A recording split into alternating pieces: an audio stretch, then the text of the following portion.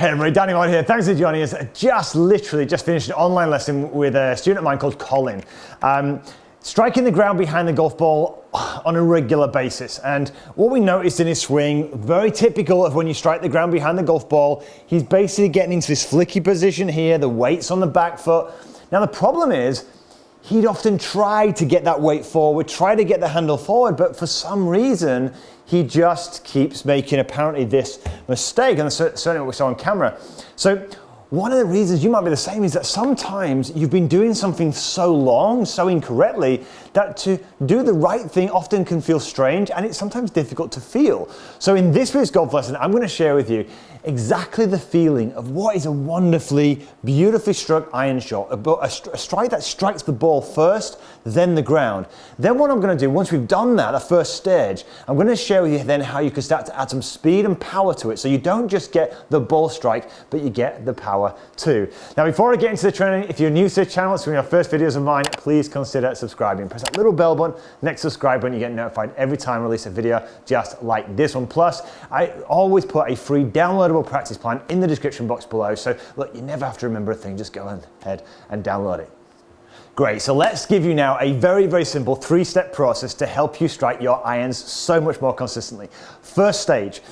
Look, you might understand what to do, but you struggle to learn to feel what to do, right? So let's teach you now the feeling of a great strike. Now, the way to do this, in my mind, is to focus more on the end result rather than the strike itself. You see, if you've been strong with strike, you're desperate to strike the ball well. So what often happens is you get ball happy. You start to focus more on striking the ball, but that then takes the strike further away, because the more you try and strike the ball properly, the still you stay here. When you stay still, your weight doesn't naturally go forward. You don't get this handle ahead because you're not intending to go this way. You're more intending to stay still. Your head stays still and you end up getting this flicky position. Sometimes you might find yourself falling back. Why? Because you get to the golf ball here, there's no space, so you fall back. So we're going to start with the end in mind, right? So we're going to focus on getting you where you've got to be finishing here, because watch, if I focus on finishing here, look, I naturally get my handle ahead, I naturally get my weight forward because I'm heading where? Over this direction. Just like as I was going to throw a ball to you. My body naturally responds and I go through the shot and I get all the kind of necessary things for great ball striking.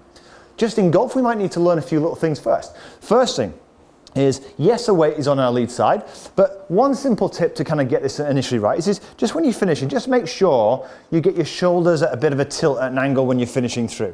Often when I've given this drill before, people end up like this. I'm going to finish through, don't you? Okay, and they end up kind of like this. We don't want that. We want to get your shoulders just at a bit of an angle here, right? And what that means is when you come through, look, it means that you're going to use your torso all the way through just to finish in that lovely, simple follow-through position there. Straight from this angle. Just there, right? So now you've got that, we just simply go, now's that feeling. Just get a bit of a rhythm, backwards and forwards, and see if you can just arrive on your lead side with the club out in front of you here, nice and connected, through. Simple as that. Just imagining your shoulders finishing that angle. And then you get to the golf ball, and you simply hit a few shots. This is stage one. We're going to add some speed to this in a second. Focusing on your target and finishing at this angle here. Shoulders at a nice angle, just pitching them down the fairway. Small little shot.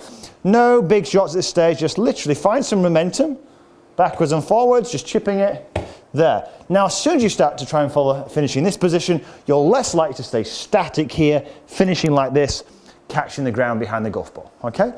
Start with that first. Then you're starting to learn the sensation of having that pressure on that lead side. You get the sensation of being almost a bit of ahead of the golf ball and driving through. But it won't be the power yet. What you're going to need with power, and this is one thing that Colin says, Danny says, I'm often scared of chopping down on the golf ball.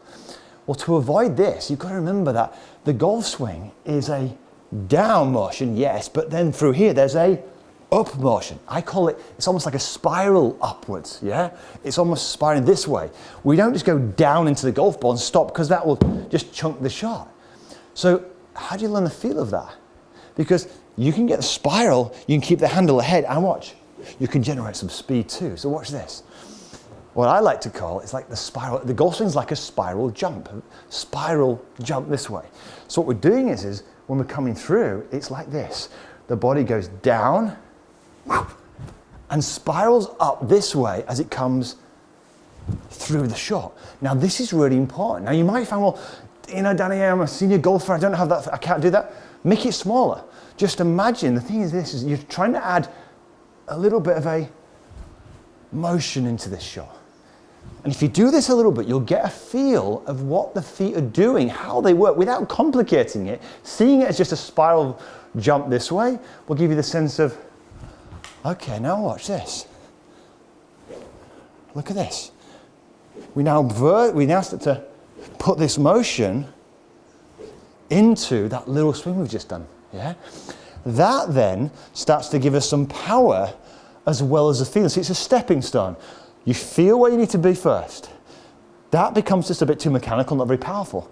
Then you start to make it a bit more advanced, a bit more tricky by adding some speed. But how do you add speed? Well, through the spiral jump. So I'm feeling now I'm going to spiral jump here. Now it gives you one amazing benefit, which I'm going to go into in a second. But let's hit a shot, just feeling a little bit more power. Just a little bit more power into that shot there, using the spiral jump. Now, that then is a great way. Now, one of the amazing benefits of this is it can simply get rid of so many backswing thoughts. Because the great thing is once you know the end result, your body, your mind knows the end result. It's a little like this. If I know that I've got to do a spiral jump, right, to hit this shot, am I going to sway side to side? Doesn't make any sense, does it? Would I just kind of, people talk about things like early extension, would I just do this? No, that's not a spiral jump, that's just a vertical jump. So watch what happens. My backswing can actually help me, look, to start to spiral up, down, and then up again. You see that? It goes up, spiral up. Now look, I'm getting myself ready to do what? A spiral jump. So your body kind of, in a sense, doesn't need to think so much about the backswing, because once the intention's set of what it needs to do ahead of the game, which is spiral, I'm automatically going to do this. Does that make sense? So you start to add that into the mix and you start to really simplify it. Of course, you're going to have to learn the timing of some of these things, yeah? But start small, learn the feeling of where it's got to be here, do some small shots, and then gradually, just, even if it's just gentle motion, just get a sense of what that is, and then start to add that into your motion.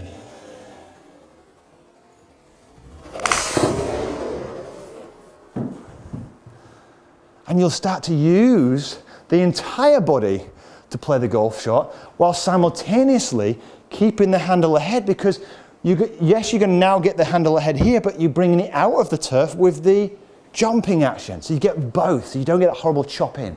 All right? So let's summarize. We need the handle ahead. We need our weight forward. How do you do that?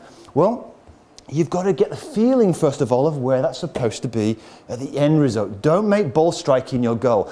Make it the byproduct of what you're trying to do.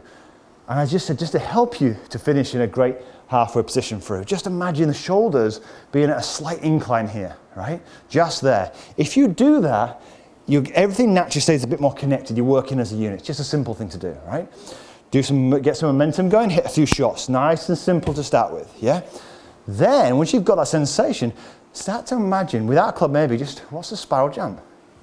Feel how the whole legs, the body, work to create this motion. Then gradually, start to add that into the whole swing. You get the backswing for free, because your body goes, oh, I've got to do a spiral jump. Oh, it automatically does this. Yeah, it makes sense. So I really, really hope this helps. It certainly helped Colin. Loved the idea. Didn't have to overcomplicate all these different positions in the back. So it worked an absolute treat.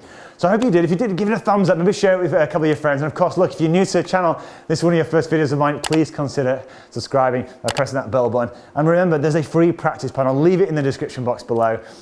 But until next week, have a great golfing week.